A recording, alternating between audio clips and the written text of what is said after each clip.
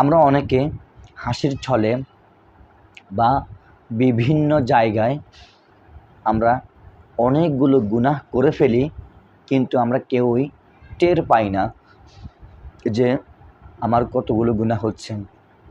আমি এমনও দেখেছি 5 ওয়াক্ত নামাজ আদায় করে, মুখে গাল ভর্তি দাড়ি, এবং উনি খুব দাড়ি পেকে গিয়েছে, মুরব্বী মানুষ, সবসময় জিকির আজকারে উনি সময় কাটায়।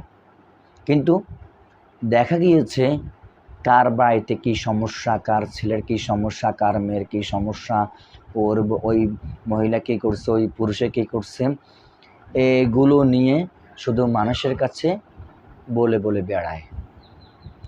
এটাকে বলা হয় গীবত। আর গীবত সম্পর্কে মহানবী সাল্লাল্লাহু আলাইহি সাল্লাম বলেছেন, আল গীবাদু আশাদ্দু মিনাজ জিনা। গীবত হচ্ছে জেনার চেয়ে মারাত্মক গুনাহ।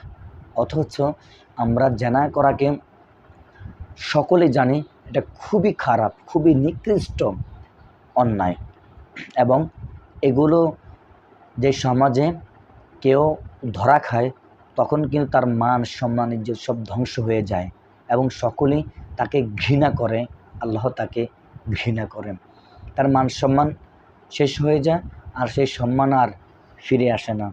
কিন্তু আমরা যে প্রতিনিয়ত গীবত করে যাচ্ছি তার দিকে আমাদের কোনো ভ্রুক্ষেপ নেই।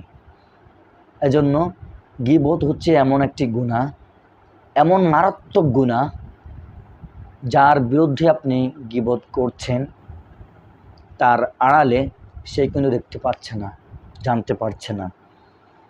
কিন্তু সেই লোকটা যদি কোনো মতে জানে যার কাছে গীবত করেছেন, বা তৃতীয় ব্যক্তি বা সে যদি ওই লোকের কাছে বলে যে অমুক লোকে তোমার নামে গীবত করতেছে, এই সেই বলতেছে তোমার নামে, কিন্তু ওই ব্যক্তির মনের মধ্যে খুব কষ্ট লাগলো, আঘাত লাগলো,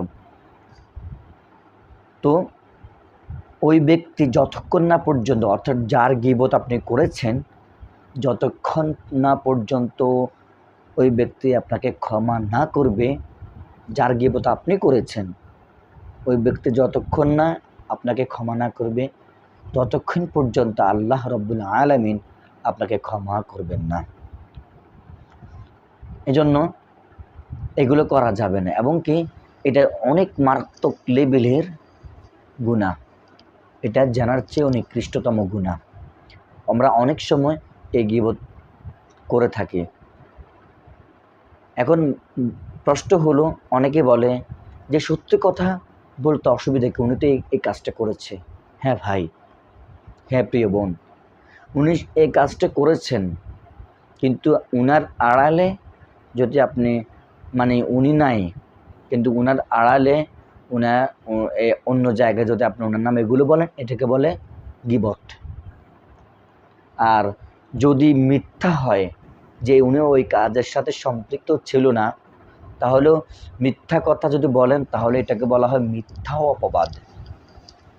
ঠিক আছে? আর মিথ্যা অপবাদ কোন ধরনের গুনাহ, কি হয়, সেই বিষয়ে আমি আলাদাভাবে আরেকটি ভিডিও তৈরি করব। আমরা ওই টপিকে যাব না, এখন এই টপিকে আলোচনা করতেছি। তো প্রিয় দর্শক, এজন্য কারো গীবত করা যাবে না। মানুষের হায়াত হচ্ছে কয়দিন?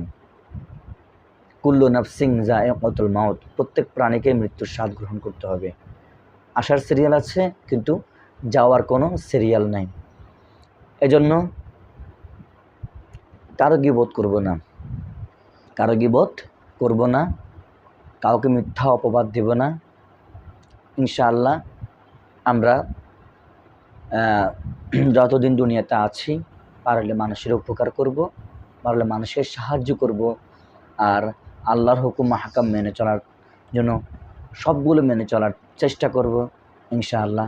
আল্লাহ রাব্বুল আলামিন আমাদেরকে দুনিয়াতে ভালো রাখবেন এবং আখিরাতে আমাদেরকে জান্নাতুল ফেরদাউস দান করবেন।